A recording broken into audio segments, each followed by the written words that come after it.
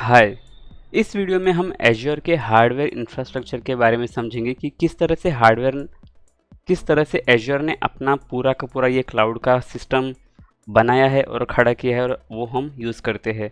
तो ये समझना इसलिए इम्पोर्टेंट है क्योंकि हम यहाँ से जो भी क्रिएट कर देते हैं एज्योर में, बट वो एक्चुअली में होता किस तरह से है, किस तरह से एज्योर है जो हमारा जो भी डेटा है उसको सेफ़ एंड सिक्योर किस तरह से मेंटेन कर सकता है। क्या ऐसा को कभी नहीं होता है कि हमने कोई भी एक फ़ाइल अपलोड की है एज़्योर में और वो गलती से डिलीट हो गई या फिर वो हार्ड डिस्क क्रैश हो गई। तो इस केस में किस तरह से जो एज़्योर है वो हमारा डेटा को सँभाल के कैसे रख सकता है? तो इस क्वेश्चन का आंसर देने के लिए हमें ये समझना बहुत ज़रूरी है कि जो एज़्योर है उसको छोटे से बड़े तक मतलब फुल स्केल पे किस तरह से डेवलप किया है और क्या-क्या चीज़ें उसमें आती हैं। हम छोटे से लेके बड़े तक का वाला स्केल हम देखेंगे, ठीक है?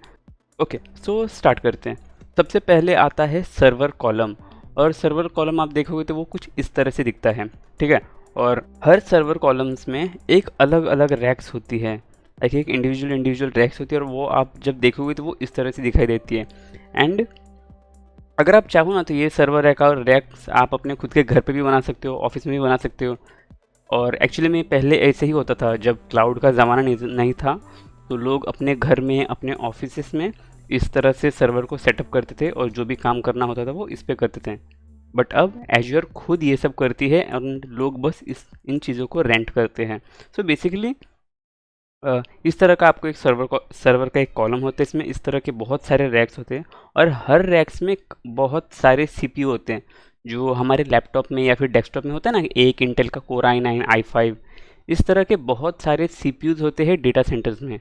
एंड वहाँ पे मोस्टली जो इंटेल के i9 i7 वाले प्रोसेसर नहीं होते, Xeon सीरीज़ वाले प्रोसेसर्स, इंटेल के एक Xeon सीरीज़ होता है उसके सारे प्रोसेसर होते हैं वहाँ पे।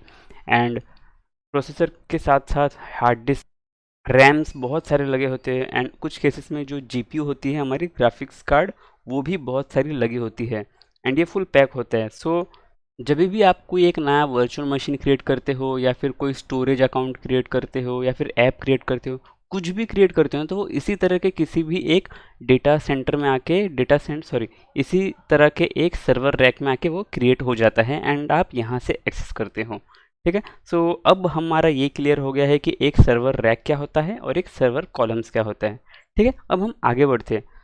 अब हम देखते हैं कि एक डेटा सेंटर, ठीक है? सो एक डेटा सेंटर होती है एक बहुत ही बड़ी बिल्डिंग, उसमें बहुत सारे फ्लोर्स होते हैं एंड हर फ्लोर पे यही जो हमने एक सर्वर रैक देखा वाला कॉलम देखा, इस तरह के बहुत सारे कॉलम्स होते हैं यहाँ पे, लाइक 1000 2000 या फिर उससे भी ज़्यादा, डिपेंडिंग अपॉन कि एज्योर ने कौन से एरिया में वो डेटा सेंटर क्रिएट किया है और उसमें कितने पैसे खर्च किए। इस तरह के बहुत सारे कॉलम्स होते हैं और हर कॉलम्स में रैक्स होता है, ये हमने देखा था, ठीक है? एंड ये जो भी बिल्डिंग्स है इनकी अपनी एक सिक्योरिटी होती है, गार्ड्स टाइम टू टाइम उसको वॉच करते हैं, ताकि क्योंकि आपने अपना डेटा एज्योर के को सौंपा है तो एज्योर भी पूरी ध्यान रखती है कि जो आपका डेटा है उस तक कोई पहुंच ना सके। जो भी पहुंच सकता है वो सिर्फ कुछ लाइक रूटीन चेकिंग वाले इंजीनियर्स हो सकते हैं या फिर जो बहुत ही क्वालिफाइड है और जो ही ऑथराइज्ड है, सिर्फ वही लोग जा सकते हैं। कोई भी नहीं जा सकता है एक डेटा सेंटर में बिना किसी ऑथराइजेशन या फिर प्रॉपर फॉर्मल चेकिंग के। एंड इस तरह से डेटा आपका एज्योर आपका डेटा सेफ रखती है किसी के हाथ में जाने से, like at the hardware level कोई फिजिकली इस तरह से नहीं पहुंच सकता है, ठीक है? तो अब हमने देख लिया कि एक डेटा सेंटर क्या होते हैं। उसके बाद तो एक डेटा सेंटर यानी कि एक बिल्डिंग के अंदर जो कुछ भी अगर हम करेंगे ना या फिर डुप्लीकेशन करेंगे, डुप्लीकेशन का मतलब क्या होता है कि आपने एक वर्चुअल मशीन क्रिएट कर दिया, ठीक है? आपने क्रिएट किया एक सर्वर कॉलम में, तो एज्योर क्या करेगी, 2 या 3 सर्वर कॉलम में आपने जो भी एक फ़ोटो अपलोड किया ना, तो वो एक फ़ोटो जो है वो 3-3 अलग-अलग कॉलम्स में सेव कर देगी, ताकि अगर एक कॉलम टूट जाए या फिर आग लग जाए या फिर क्रैश हो जाए, बट आपका जो डेटा है वो बाकी 2 कॉलम में से आपको दिया जा सकता है। तो इस तरह से एज्योर आपका डेटा सेफ रखती है एट द लोकल लेवल, ठीक है? उसके बाद हमने देखा एक डेटा सेंटर। सो डेटा सेंटर में बहुत सारे सर्वर रैक्स हैं एंड बहुत सारे सर्वर कॉलम है और हर सर्वर कॉलम में सर्वर रैक्स हैं, ठीक है? ये हमें समझ गया। अब क्या होता है कि ये जो बिल्डिंग है इसी तरह की बहुत सारी बिल्डिंग्स होती है एक ही जगह के अंदर। फॉर एग्जांपल हम इंडिया ले लेते हैं, ठीक है। सो इंडिया में बहुत ही लाइक मुंबई में डेटा सेंटर हो सकता है एज्योर का, फिर कलकत्ता में हो सकते हैं, बैंगलोर में हो सकता है, ठीक है। सो और हर जगह पे ऐसे ही होगा, एक बिल्डिंग्स होगी, हर बिल्डिंग में कुछ सर्वर के कॉलम्स होंगे, हर सर्वर कॉलम्स में कुछ रैक्स होगा, और वो इसी तरह से दिखाई देगा। और ये जो भी डेटा सेंटर्स है वो एज्योर ने खुद अपने फाइबर ऑप्टिक केबल्स से इन सभी डेटा सेंटर्स को कनेक्ट किया है।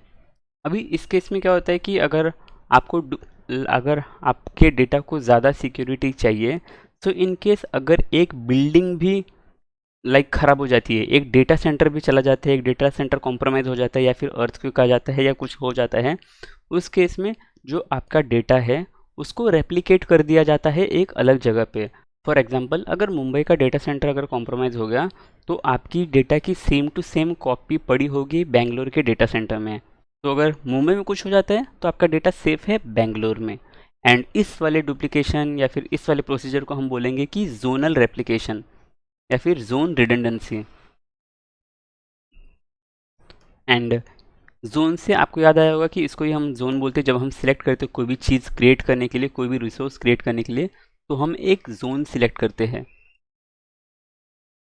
तो फिर से एक शॉट में, एक जोन में कई सारे डेटा सेंटर होते हैं, और हर एक डेटा सेंटर के अंदर कुछ सर्वर कॉलम्स, और हर कॉलम्स के अंदर सर्वर रैक्स, और हर रैक के अंदर होती है आपकी सीपीयू और जीपीयूज, ठीक है। सो हमने जोन समझ लिया। अब इंडिया में बहुत सारे डेटा सेंटर्स है, इंडिया में डेटा सेंटर्स बहुत सारे हैं एज्योर के। एंड सिमिलरली पूरे वर्ल्ड में एज्योर ने अलग अलग जगह पे सेम चीज़ें चीज़ें क्रिएट करके रखी है। तो जिस तरह से इंडिया में अलग अलग जोन है, जैसे कि इंडिया में आप देखोगे कि साउथ इंडिया का एक जोन है। सो इसी तरह यूएस में अलग अलग जोन्स है, यूएस करके, फिर यूएस 2 करके जोन्स है, फिर ऑस्ट्रेलिया में जोन है, चाइना में जोन्स है, और इसको हम बोल देंगे जियो रीजन्स। तो मतलब जिस तरह जैसे ही आप जोन के बाहर निकलते हो तो वो उसको हम रीजन्स बोलना स्टार्ट कर देते हैं। तो इंडिया में कुछ डेटा सेंटर्स है, और same same to same setup दुनिया में अलग अलग जगहों पर उसका सेटअप है। सो इन केस हम वर्स्ट टू वर्स्ट कंडीशन को इमेजिन करते हैं। मान लो कि एक कंट्री है या फिर एक पूरा का पूरा जो जोन है उसमें पावर फेलियर हो जाता है, या फिर फाइबर ऑप्टिक्स पूरा कट जाती है, या फिर कुछ भी ख़राब हो जाता है। उस केस में जो आपका डेटा सेंटर, आपके डेटा है, उसको रेप्लिकेट कर दिया जाएगा दुनिया के दूसरे किसी कॉन्टिनेंट के किसी और वाले डेटा सेंटर में। एंड इस तरह से जो आपके जो डेटा है वो सेफ मेंटेन की जाती है।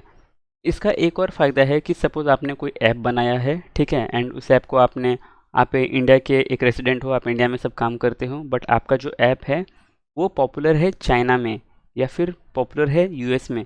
तो अगर आपने जो अपना डेटा या एप्लीकेशन को अगर आप यूएस वाले रीजन में होस्ट करोगे, तो जो यूएस के यूज़र्स होंगे उनको आपकी जो एप्लीकेशन है वो काफ़ी ज़्यादा फास्ट एक्सेस करने में होगी। क्योंकि अगर आप इंडिया में होस्ट करोगे तो फिर इंटरनेट की लेटेंसी होती है, स्पीड स्लो होता है, एंड फिर डेटा को इतना दूर ट्रैवल करना पड़ता है। सो उस केस में ये आपको ज़्यादा फ़ायदेमंद पहुंचाता है, या फिर ज़्यादा इफ़ेक्टिव होता है। सो ये है पूरा का पूरा एक एज्योर का infrastructure, as a physical infrastructure इस तरह लगता है दिखने में। एंड इसके बाद जो आप वीडियोस देखोगे ना वो ज़्यादा इजीली समझ में आएगा, और ज़्यादा आप बेटर तरीके से अंडरस्टैंड कर पाओगे जब भी हम डुप्लीकेशन की बात करेंगे, ठीक है। सो इस वीडियो में बस इतना ही, अब हम बात करेंगे नेक्स्ट वीडियो में। ओके।